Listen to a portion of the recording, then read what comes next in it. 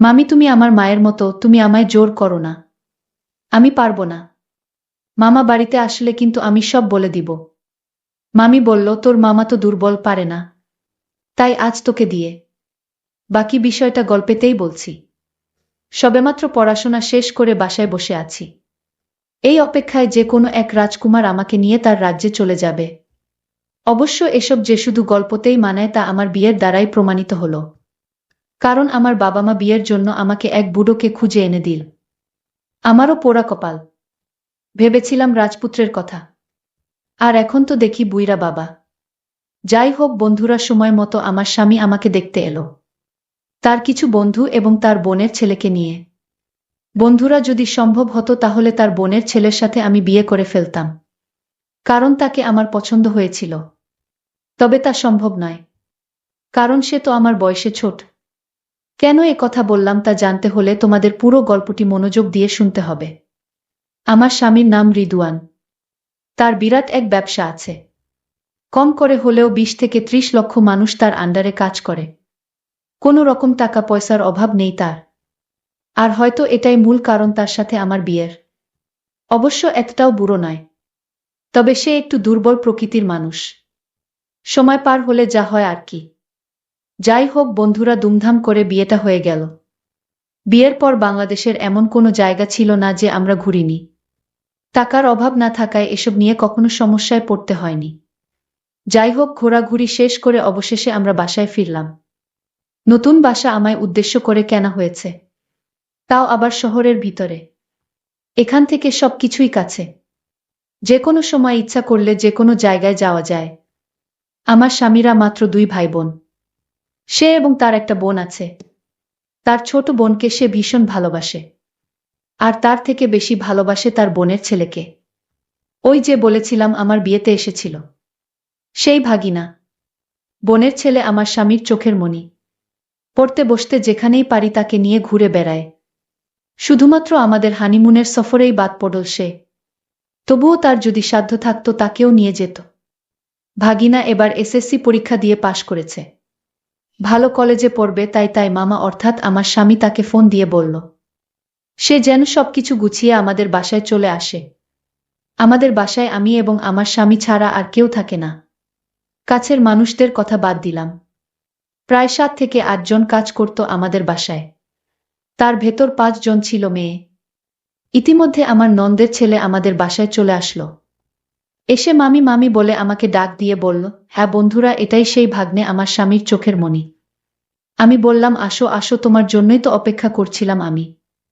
তার সব কিছু তার রুমে নিয়ে রাখতে বললাম। আমি বললাম, চলো সাজিদ, রুমে আসো, ফ্রেশ হয়ে নাও, তারপর আমরা গল্প করব। সে বলল, ঠিক আছে মামি, চলো। এই বলে আমি তাকে আমার রুমে নিয়ে গেলাম। বললাম, যাব, তুমি ফ্রেশ হয়ে নাও। সে গোসল করে বের হলো। আমি তাকে নিজের হাতে ভাত খাইয়ে দিলাম। বললাম, এবার তো তাহলে তোমাকে যেতে দেব না। সাজিদ বলল, আমিও তো এবার যাওয়ার জন্য আসিনি। আমি অনেক দিন থেকে তারপর যাব। এবার পড়াশোনা তো শেষ করতে হবে এখান থেকে। এর ভেতরেই সে তার মামার খোঁজ করতে লাগল। সাজিদ মামাকে অনেক বেশি ভালোবাসে, আর আমাকে অনেক সম্মান করে। আমি বাসায় আসার আগেই সে আমার শ্বশুরবাড়ির পুরনো বাসায় আসা যাওয়া করত। প্রহর গুনতে গুনতে রাত হয়ে গেল, এবং আমার স্বামীর রিদওয়ান বাসায় ফিরল। এসে সাজিদ সাজিদ করে চিল্লাতে লাগল। সাজিদ গিয়ে তাকে সালাম করল। তুই আর যেতে পারবি না, তুই এখান থেকেই লেখাপড়া করবি। তোকে আমি লেখাপড়া শিখিয়ে ডাক্তার বানাবো। তুই আমার একমাত্র ভাগিনা। তোকে নিয়ে আমার অনেক স্বপ্ন। তোর যা লাগে আমাকে বলবি, আমি তোকে দিব। আর বাহিরে বেশি আড্ডা দেওয়া চলবে না। ভাগিনা তখন বলল, হ্যাঁ মামা, আমি তোমার কথা রাখব। আমারও ইচ্ছা বড় ডাক্তার হওয়ার। তুমি যা বলবে তাই হবে মামা। ওদের ভালোবাসা দেখে আমার মাঝে মাঝে হিংসা হয়। ইস, আমার স্বামী যদি আমাকে এতটা ভালোবাসতো। তারপর আমার স্বামী বলল, চলো সবাই একসাথে ভাত খাবো আজ। আজ তো বিশাল রান্না হয়েছে। তাই সবাই মজা করে খেয়ে নিলাম। পরের দিন আমি তাকে কলেজে ভর্তি করানোর জন্য নিয়ে গেলাম। তার মামা তো কোনো সময় পায় না, তাই তার সব দায়িত্ব আমাকেই নিতে হলো। এর ভেতরে বেশ কিছু দিন পার হয়ে গেছে। সাজিদ নিয়মিত কলেজ যেতে লাগলো। একদিন সাজিদ যখন কলেজে ছিল, আমি তার রুমে গেলাম তার রুমটা একটু গুছিয়ে দেওয়ার জন্য। আমি রুমে গিয়ে দেখি কি একটা অবস্থা। আমি বাসার কাজের মেয়ে মর্জিনাকে ডাক দিলাম। সে আমাদের বাসায় কাজের মেয়ে। বললাম, মর্জিনা, আমাকে একটু সাহায্য করো তো। সে বলল, কাকিমা বলেন কি করতে হবে। আমি বললাম, তুমি বিছানাটা পাল্টে দাও। সে প্রথমে একটু না না করছিল। পরে আমি জোর গলায় বললাম, কি হলো? বলছি বিছানাটা পাল্টে দাও। আর তুলতে যা ঘটল তা দেখার জন্য আমি কখনোই প্রস্তুত ছিলাম না।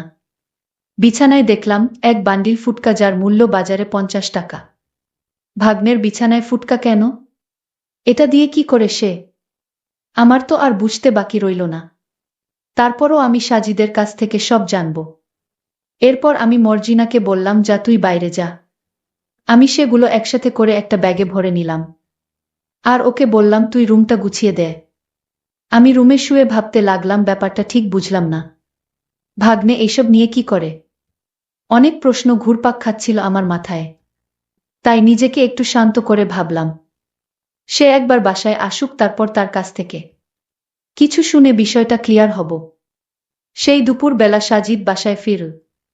আমি প্রথমে তাকে কিছু বললাম না। তাকে দুপুরের খাবার খাইয়ে দিলাম। খাওয়া শেষে আমার রুমে ডাক দিলাম।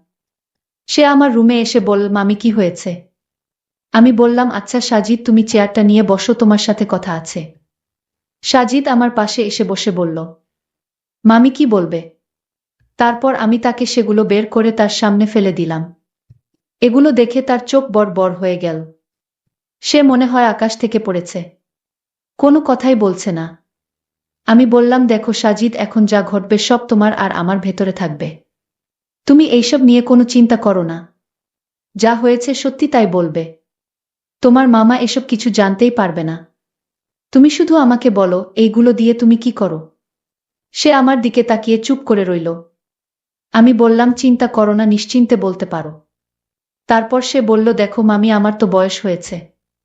আমার এগুলো মাঝে মাঝে দরকার হয়, তাই রেখেছি। আর এগুলো দিয়ে কি করা হয় তা তোমাকে বলা লাগবে না। মামি, তুমি আমার বিষয় নিয়ে অন্য কিছু ভেবো না। তুমি যেমনটা ভাবছো আসলে তেমন কিছু না। আমি একটু হালকা রাগ করে বললাম। সাজিদ খুব বেয়াদব হয়ে গেছে মনে হচ্ছে। না মামি, আমি বেয়াদব নই, তুমি আমাকে ভুল বুঝেছ। আমি কোনো অন্যায় কাজ করতে পারি না মামি। মামা আমাকে এই ভুল শিক্ষা আমায় দেয়নি মামি। তুমি বিশ্বাস করো। মামি বলল, তাহলে সত্যি করে বলো, ফুটকা দিয়ে কি করো তুমি? আমি মামিকে বললাম, মামি, আমি তোমার কাছে কিছু লুকাবো না। আমি একজনকে ভালোবাসি। আর সে মাঝে মাঝে আমাদের বাড়িতে আসতো। আমি অঙ্ক না পারলে সে অঙ্ক বুঝিয়ে দিত। আমি তাকে ফুটকা গিফট করতাম। মামি, যে মেয়েটির কথা বলছি সে লেখাপড়ায় অনেক ভালো। ও আমাকে খুব ভালোবাসে মামি। মামি তখন চোখ ঘুরিয়ে বলল, তাহলে দেরি কেন, তার নাম খানি একটু বলে দাও শুনি। সে কোনোভাবেই তার নাম বলল না। আমি বললাম, তুমি কি তোমার মুখ থেকে কথা বের করতে বাধ্য করাবে তোমার মামার সাথে এসব বিষয়ে কথা বলার জন্য? সে আর কিছু না ভেবে বলে দিল, মর্জিনার নাম। আরে ও কি কলেজে পড়ে? ও তো আমার বাসার কাজের মেয়ে। তুমি আমার সাথে মিথ্যা কথা বললে কেন? সাজিদ বলল, মামি, আমার ভুল হয়ে গেছে। আসলে আমি তোমাকে ভয় পেয়েছিলাম। আর তাই তোমাকে মিথ্যা কথা বলেছি। আমি আসলে কলেজে কারো সাথে প্রেম করি না। আমার কোনো ভালোবাসার মানুষ নাই। আর তাই মর্জিনাকে। আমি তো শুনে অবাক। আমি বললাম, কি হলো সাজিদ? তুমি সত্যি ওর সাথে? সে বলল শুধু হুম, মাথা নাড়িয়ে সম্মতি দিল। আমি এই কথা শুনে আর দাঁড়িয়ে থাকতে পারলাম না। বসে পড়লাম। বাপরে, এ কি সাংঘাতিক ব্যাপার! মনে মনে ভাবতে লাগলাম। আমি বললাম, আচ্ছা তুমি এখন তাহলে রুমে যাও। তোমার সাথে এই বিষয়ে পরে কথা হবে। আমি চিন্তায় পড়ে গেলাম। আমি ভাবলাম, এটাই হয়তো সুযোগ আমার অনেক দিনের স্বপ্ন পূরণ করার। তার রুমে গিয়ে বললাম, এই নাও সাজিদ, তোমার বিছানায় পড়ে থাকা মহামূল্যবান জিনিস। তবে একটা শর্ত, আর কোনোদিন এগুলো দিয়ে কিছু করবে না। আমি যেদিন তোমাকে আদেশ করব ঠিক সেদিন থেকেই তুমি। সে মাথা নাড়িয়ে সম্মতি জানাল। আমি বললাম, মামি, তাহলে আমি কখন কি করব তুমি সব বলে দিও। আর এইগুলো তো আমার আর প্রয়োজন নেই। এই জিনিসগুলো ঘর থেকে ফেলে দেই মামি তাহলে। মামি বলল, না, ফেলতে হবে না। তাহলে কি করব? মামি বলল, আগামীকাল রাতে আমি সব বলবো। সাজিদ বলল, ঠিক আছে মামি। পরের দিন রাতে মামি খাওয়া দাওয়া শেষ করে মামি বলল, সাজিদ, আমার রুমে আসো, কথা আছে। আমি মামির ডাক শুনে মামির রুমে গেলাম। মামি বলল, দাঁড়িয়ে থাকতে হবে না, চেয়ারটা নিয়ে বসো। আমি মামির কথামতো চেয়ারটা নিয়ে বসলাম। মামি বলল, তুমি যে ঘরের ভিতর এই বাজে জিনিসগুলো রাখো, তোমার মামা জানলে কি হবে? একবার কি ভেবে দেখেছ? মামি, তুমিই তো দেখেছ, আর কেউ তো জানে না। মামি বলল, আমিই জানি, কিন্তু আমি বলবো না যদি আমার কিছু কথা অক্ষরে অক্ষরে পালন করো। আমি বললাম, ঠিক আছে মামি, আমি তোমার সকল কথা রাখব। তাও মামাকে কিছু বলো না। ঠিক আছে তাহলে মামি, বলো তোমার কি এমন কথা? আমি বললাম, দেখো, তোমার মামার অর্থসম্পদের কোনো অভাব নেই, টাকা পয়সা গাড়ি বাড়ি সবই আছে, কিন্তু তোমার মামার অনেক দুর্বল পয়েন্ট আছে। তোমার মামা পারে না। সাজিদ, আমি তোমাকে প্রথম যেদিন দেখেছিলাম সেদিন থেকে আমার একটা ইচ্ছা মনের ভিতর জাগলো। আমি বারবার চেয়েছিলাম কিভাবে কি করা যায়, কিন্তু আমি কোনোভাবেই উপায় খুঁজে পাচ্ছিলাম না। আজ একটা উপায় বের হয়েছে। আমি জানি ব্যাপারটা তোমার কাছে অদ্ভুত মনে হলেও আমার কাছে স্বাভাবিক। মামি আরো বলল, সে মামার ঘরে সুখে নেই, তার ভিতর কষ্টে ভরা। আমি মামির পুরা কথা শুনে বুঝতে পারছিলাম মামির অনেক কষ্ট। আমি মামিকে বললাম, মামি তুমি চিন্তা করো না, ব্যাপারটা আমি দেখছি। আমি তোমার বিন্দু পরিমাণ কষ্ট সহ্য করতে পারবো না মামি। মামি তখন বলল, তাহলে তোমায় একটা কথা বলি। আমি মামিকে বললাম, একটা কেন? তুমি যত পারো আমার সাথে কথা বলো। মামি তখন কান্না গলায় বলল, তোমার মামা যা পারে না, তুমি কি তা পারবে? আমি মামির কথা শুনে চমকে উঠলাম, মামি তুমি কি বলছো এসব? আমি পারবো না মামি। মামি তখন রাগ করে বলল, কেন পারবি না? আমি তোমার কাছে আমার মনের কষ্টের কথাগুলো শেয়ার করলাম। আমি তো ভেবেছিলাম আমার কষ্টের কথা শুনলে তুমি অন্তত আমি যা বলি তা মানবে। এখন দেখছি তুমি আমার কষ্ট আরো বাড়িয়ে দিলে। মামি তাহলে বলো আমার কি করতে হবে? কি করলে তোমার কষ্ট দূর হবে? মামি তখন বলল, তুই কি কিছুই বুঝিস না? আমি বললাম, মামি এখন তোমার কথা শুনে ভালো লাগছে। মামি বলল, কেন? আমি এখন আবার কি বললাম? আমি বললাম, মামি তুমি আমাকে তুই করে ডাক দিয়েছ, তাই আমার কাছে ভালো লেগেছে। মামি বলল, তাহলে আজ থেকে আমি তোমায় তুই করে বলবো। মামি তোমারে রাগ করলে অনেক সুন্দর দেখায়। মামি তখন একটা মুচকি হাসি দিল। আমি বললাম, মামি তোমাকে হাসিতেও অনেক সুন্দর দেখায়। মামি বলল, তুই আমার সাথে মশকরা করছিস? আমি এই দিকে দুঃখ কষ্ট নিয়ে আছি। আমি মামিকে পরিষ্কার করে বলে দিলাম, মামি আমি তোমার কথা রাখতে পারবো না। মামি তখন রাগ দেখিয়ে বলল, তাহলে তুমিও বাঁচতে পারবে না। আমি তোমার মামাকে তোমার বিষয়ে সব বলে দিব। আমি হাসতে হাসতে বললাম, মামি আমিও মামাকে সব শুনিয়ে দিব। মামি আমার কথা শুনে চমকে উঠল। এই তুই কি বলবি তোর মামার কাছে? আমি বললাম, মামি এতক্ষণ ধরে তুমি আমার কাছে যা বললে সব আমার মোবাইলে রেকর্ড করেছি। মামি আমার কথা শুনে বলল, ভালো করেছিস, যা গিয়ে তোর মামারে রেকর্ডিং শোনা। আমার কোনো সমস্যা নাই। আমি হয়তো এ বাড়ি থেকে চলে যাব। আর কি হবে আমার? আমি তখন মামিকে বললাম, তাহলে তুমি চাও তুমি যা আবদার করছিলে আমার কাছে তা মামাকে শুনাই? আমি কিন্তু মামাকে সত্যি সত্যি বলে দিব। মামি তখন কান্না করে বলল, আমার কপালে সুখ নেই। আমি মামিকে বললাম, মামি তোমার অভাব আমি বুঝি। তোমার কোনো ছেলে মেয়ে নাই তাই তো? মামি তুমি আমায় অন্যরকম দৃষ্টিতে দেখো না। মামি তুমি কি করে ভাবলে আমি এসব করব? আমি ছোটবেলা থেকে মায়ের আদর পাইনি। আমি তোমাকে মা ভেবেছি। তুমি আমার মা। আজ থেকে তুমিই আমার মা। আমি জানি তোমার কোনো সন্তান নেই। আজ থেকে আমি তোমার সন্তান।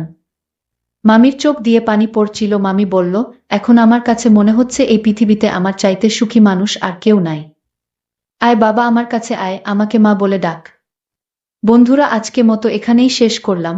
যদি গল্পটি ভালো লাগে তাহলে আমার চ্যানেলটিকে সাবস্ক্রাইব করে পাশে থাকবেন। ধন্যবাদ।